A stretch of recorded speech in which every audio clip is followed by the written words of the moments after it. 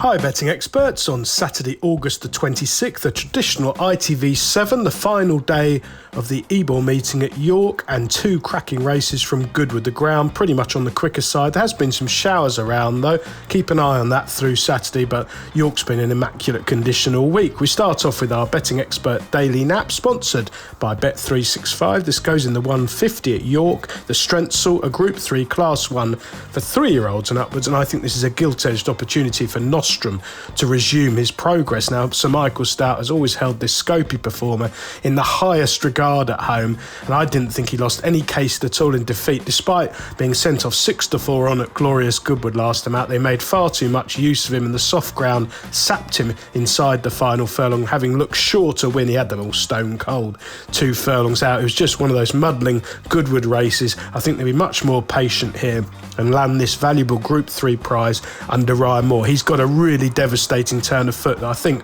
will be seen to much better effect at this flat track on faster ground.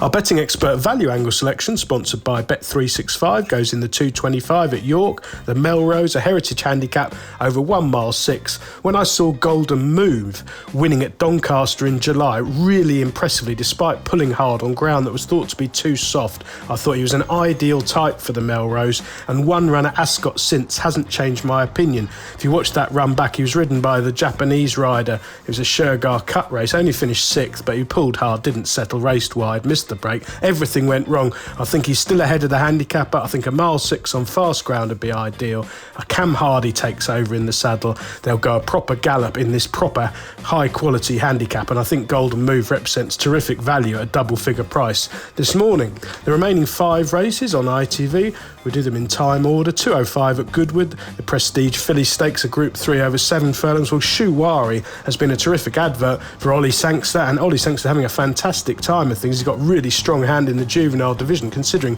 he's only got a few horses. This one's created a deep impression in winning at Newbury and Sandown so far, and the form of her latest effort is very strong, with Fallen Angel and Soprano just in behind, and they've franked it since. Staying at Goodwood, the 240, the Celebration Mile, a Group 2 over a mile. Well, Aldari has been quite expensive to follow this summer, but it's all been in warm company.